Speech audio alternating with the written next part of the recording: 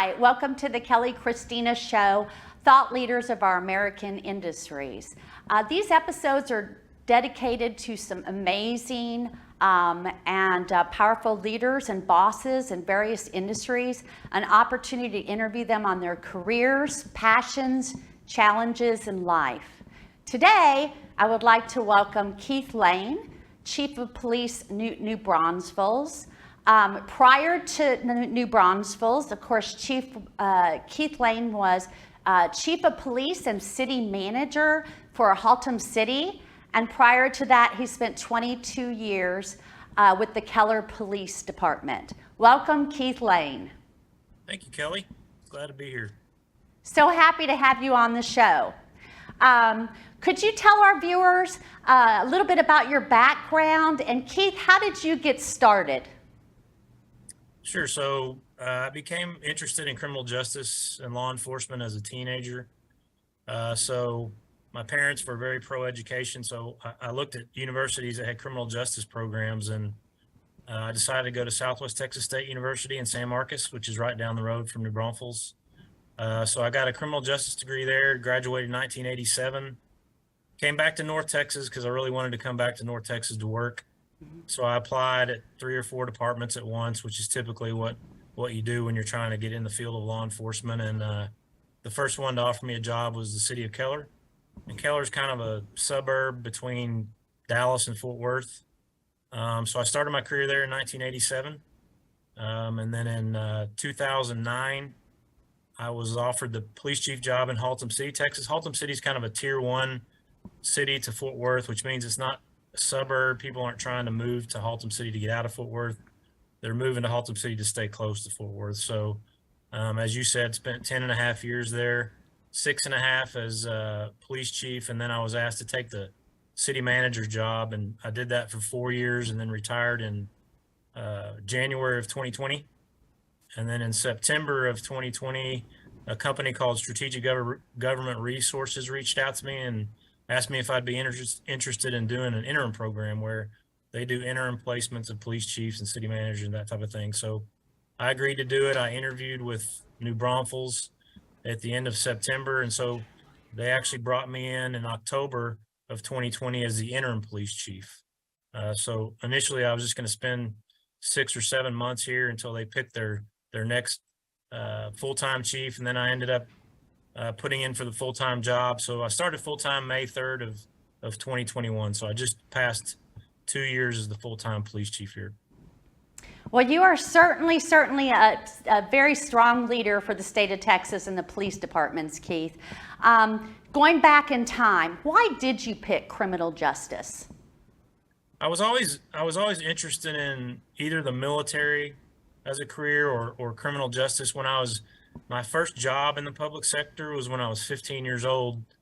I was in the City of Arlington's summer work program. So I actually worked on a water crew that summer, and the foreman of the water crew was a reserve officer for Grand Prairie. So as he and I talked about his experiences in law enforcement, I really kind of shifted from being torn between both of them to saying, hey, you know what, I really want to pursue a career in law enforcement. I really felt called to do that, if that makes sense. So that's how I chose between a military career and a law enforcement career. Wow. And, speaking of your career, Keith, I've known you a little over 3 decades. We met in high school, and throughout your entire career, you were always furthering your education, working on a certification. And I just have to ask, how many degrees do you have? Well, good question. Like I said, I have a bachelor's degree in criminal justice from what is now Texas State University. When I went to it, it was Southwest Texas State University. But in 2002, I decided to go back to school to get my master's degree. So I have a master's degree in criminal justice from Boston University. And then when I became city manager, all of my educational experience and professional experience was in criminal justice. So I decided to get a master's degree in public administration. So I graduated with that. I actually had, when I retired in January of 2020, I still had 2 classes left in my MPA, which were my capstone classes. But I graduated with my MPA in 2020 from Colorado Christian University. And then kind of in the middle of all that, I also graduated from Leadership Command College, which is at Sam Houston State University, and that was in 1997. So yeah, it's been kind of an ongoing process for me getting my education as I move through my career. But I guess that's 3 degrees to answer That's your question. 3. Are we going for a 4th? No, ma'am, not at all. You're done? No, I am done. Yes. You're done? Keith, Yes. will you ever retire? Yes, I will re-retire. So when I took the permanent job here, I told them I would give them 5 years at least here. So that's kind of my goal, and I'm about halfway through that. I've been here about 2 years and 7 months. So, but yes, when I retire for the next time, I think it'll be for good. I'm pretty sure it will be. So, Keith, speaking of being a chief of police, what a lot of responsibility. You're, in charge of a department on what goes right, what goes wrong. You're responsible for your officers, their families. How stressful does that job get? It gets very stressful. I have a pretty large department. I have 155 officers and 37 civilians. So with the budget requests that we put in for this year, we'll probably be around 200 employees going into next calendar year. So it is a lot of responsibilities, and you have 155 sworn officers who are all police officers, and then you have the civilian component, right? So you're dealing with a lot of different personalities and I have 3 different divisions in the police department. So you're really trying to establish a culture. I'm a big employee culture guy.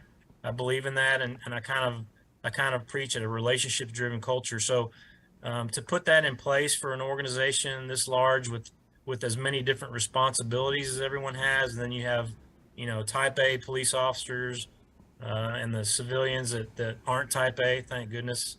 But it's kind of putting all that together, and then at the same time you're dealing with City Hall, whether it's budget or policies, and then of course the politics of it. There are elected officials too to deal with it. So it does get stressful kind of juggling everything. The factor here in New Braunfels that kind of adds to it as well is I think for the past 7 years we were in the top 5 fastest growing cities in the nation. I think last year we were the 2nd fastest growing city in the nation. So there's a lot of growth, and of course, public safety, our folks answer 65,000 calls for service every year. So we're trying to catch up a little bit as far as manpower and how well we're able to serve the community. So yeah, it is stressful, but I tell you what makes up for the stress is I have an amazing department here. They're elite. They're not just an excellent department, they're elite. So I don't worry very much and stress very much about them or what they're doing. They don't keep me up at night like when I first became a chief. But it is stressful dealing with the outside factors, City Hall, getting budgets passed, and then the elected officials. We just had another change of elected officials last week. We had a new election. So to answer your question, yes, it is stressful, but working at a department like I'm blessed to work at right now helps a lot with the stress. I love it. Now, Keith, I know the police department, and as a chief of police, the police department is tied into different areas of the city, like Chamber of Commerce. But what other, areas are you out there involved in the matter of your city? So I'm actually on 2 different boards here. So we have we sit in 2 different counties. We sit in Comal County, which is the majority of New Braunfels is in Comal County, but we also sit in a little piece of Guadalupe County. So I actually serve on the board for the Child Advocacy Center of Comal County.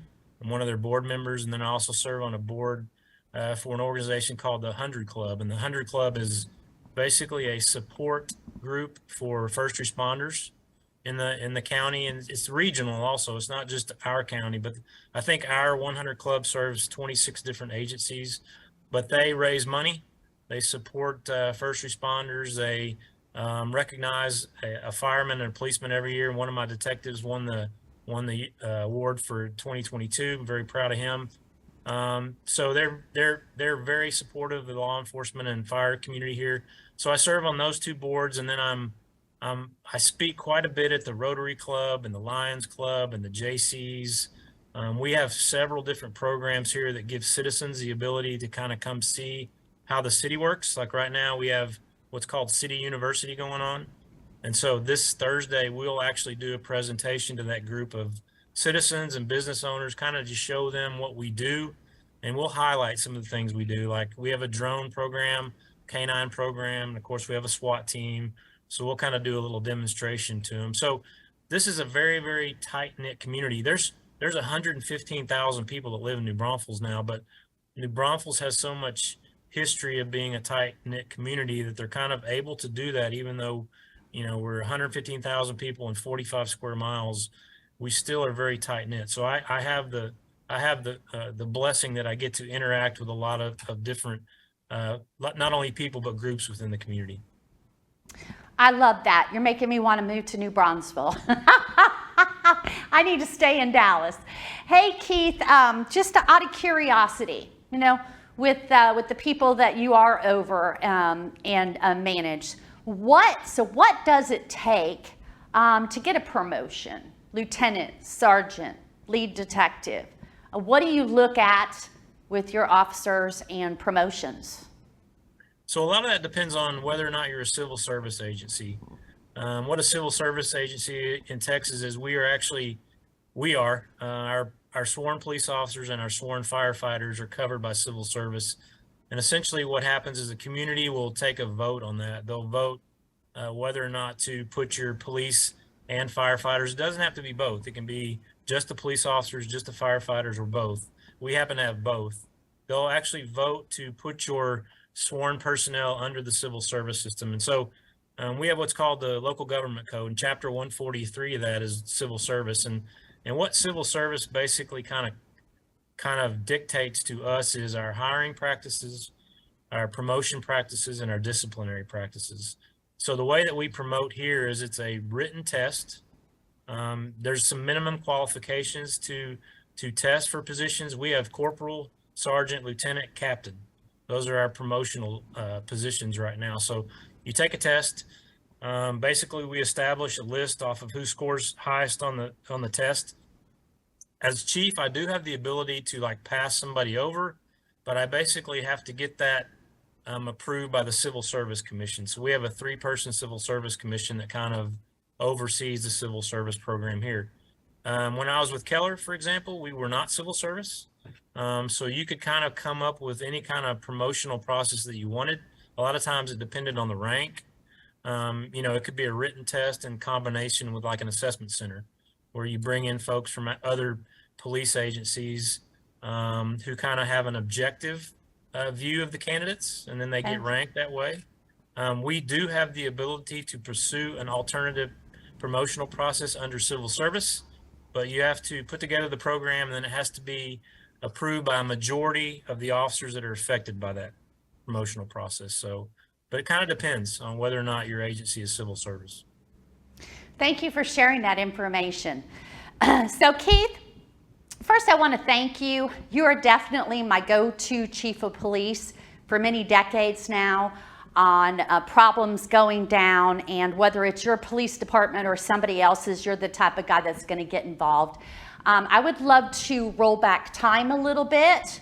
We're going to go back about 9 years, and I would love our viewers to hear what you educated me on. So the year was 2014, 2015, and I was personally involved with the parental kidnapping, where my grandson was kidnapped, and yet the mother did it. So Keith, I wanted you to share, because this is a perfect example of the time that you want to blame the police department, or you need the police department, and their hands are tied and they can't help. So if you remember that time, we had 4 police departments involved between 2014 and 2015. And I had the Plano officers in my home digging through codes and digging through codes, wanting to help my son Garrett, and their hands were tied. So you educated me that year on what was going down with the police codes. Can you share some of that information with our viewers on what you educated with me that year? Sure. Yeah. So when I first started in law enforcement, child custody, that relationship between parents and the children was always considered a civil matter. In other words, child custody is decided by a civil court. So it really, like if you had a parent that didn't bring back the child when they were supposed to, according to the civil papers, there wasn't anything that we as a police department could do about it. You had to basically go back to court, to the court that issued the original order, and then you had to, and basically they would hold the other parent in contempt. That was kind of the penalty for it. About a decade ago, Texas actually added a law into the penal code. It's called interference with child custody. So they made it a criminal offense. The problem that we encountered, though, we found out pretty quickly, is like in Tarrant County, for example, Tarrant County District Attorney's Office still looked at child custody as a civil matter. So even though technically one parent may be violating the penal code, the district attorney in Tarrant County, and there's a lot of counties throughout the state that kind of look at it that way, is it's still a civil order, so they're not going to prosecute it. So a lot of times police departments are kind of at the mercy of the district attorney's office and what they will and will not prosecute. So it remains that way today. Like child custody, even though it's a violation of the penal code to violate that, a lot of district attorneys will say, no, we're not going to prosecute. And of course, if they're not going to prosecute the case, then we can't do anything about it, right? We don't have the backing of the district attorney's office. So as I recall, that's kind of what you ran into, especially when there's several different departments from several different counties. You know, you're going to get some agencies that say, yeah, our district attorney will actually follow up and prosecute on that. But you may get some other ones that say, no, we can't enforce that. So, and unfortunately, you know, that happens because ultimately, even though the legislature makes something a law, it's the district attorney's choice whether or not to actually proceed with prosecution. And who comes up with the codes, Keith? The legislature does. So most of what we enforce are either state laws or city ordinances. So all of the state laws are established by the state legislature. And then all of the city ordinances are established by the city council of whatever city that you're in. So, and of course, you know, typically in most police departments, the majority of what you're enforcing is state law. Correct. And if you remember right on that situation, by 2015, I was with Congressman Van Taylor, and I proposed a simple protective order. And what the state of Texas told me at that time was the protection locked in when an attorney brought it into the courthouse. And the fathers did not have rights until an attorney would drag that in and get those rights. And what I told the state of Texas is this: we need I proposed a small protective order. So because in the matter of when bad breakups happen, whether you're married or your boyfriend, girlfriend, or you have children involved, bad things happen before you get the attorney and you drag it into the courthouse sometimes. And so that's how I met Congressman Van Taylor, and that was my simple solution that year in the matter of Texas parental kidnapping. Because if we're in agreement, it doesn't matter if you're the mother, the father, the aunt, the grandma, it doesn't matter who kidnaps the baby, the police should be able to help. Do you agree, Keith? That was a bad deal. Yeah, I do. And you know, in regards to protective orders, we've also come a long way when it comes to protective orders, because again, back in, you know, this is my 36th year of doing this, and back in the day, you had protective orders were available. Yet it was a process to go through, right? The parent that was actually filing for the protective order had to show up in court, and it had to go through the district attorney's office. Now we have the ability to do what's called emergency protective orders. So, like let's say it's a domestic violence situation, right? So let's just say the husband assaults the wife. We take the husband to jail. In the meantime, the wife knows the husband's going to get out of jail. And now she has the ability to file for an emergency protective order, Okay. which a judge can sign. We basically fill out the paperwork for him, and a judge can sign right then. So it goes into effect immediately. So we have made some strides in that. But yeah, I remember when we had a child abduction response team in Northeast Tarrant County that we put together. And in the beginning, it was like, we're not going to do family abductions. We're just going to do criminal stranger abductions. But we ended up actually working some cases where we felt maybe the child was going to be in danger if we didn't step in. So we did recover some children with that child abduction response team. But yeah, there's situations there, and of course there's situations that are just purely civil, right? And we are forbidden from getting involved in civil law, right? That's the constables that do that. But yeah, we like to help out as much as we can. Well, I know that that was what, 9 years ago, 8 years ago, but I certainly had Congressman Van Taylor running on that one, and he did understand the point. Why can't we put a simple protective order in to protect any type of parental kidnapping? Doesn't care if it's mom, dad, whatever. Hey, Keith, let's move on. Current day, Garrett has full custody and Gabe's doing fine. Hey, Keith, there's been a lot of talk since the pandemic, and I'm just curious as to, new trends and challenges with our police departments current day. Yeah, so by far and away, our biggest challenge now is recruiting. Recruiting quality officers that I'll tell you, it's hard to be a police officer in New Braunfels, right? We put you through the ringer, right? You test with us, and we do a very thorough background that takes a month. And then you go through a 1.5 month orientation with us. You go through a 6-month academy if you're not certified. If you are certified, you go through a 16-week PPO program, which is our training program. So whether you're certified or non-certified, it's tough to get onto the New Braunfels Police Department. I know a lot of departments around the state are like that, but really our challenge is finding especially younger generations that really, really want to and are passionate about starting a career in law enforcement. We have a great recruiting team here, and one of the things that we put in recently was what's called a lateral entry program. So let's say you're an officer in Austin and you want to come work in New Braunfels, and you've got 7 years experience in Austin. We'll actually put you on step 7 of our pay plan. So it's made us more competitive. But the other thing that helps more than anything is what kind of a culture you have, right? So we work very hard on building and maintaining our culture, our relationship-driven culture. So we're testing on May 20th, and I've got 7 open positions, and I have almost 50 people testing for those positions, and I think 16 of them are certified. So awesome. That is awesome. Yeah, we're very blessed to be able to attract people here. We have a very nice building. We have great equipment.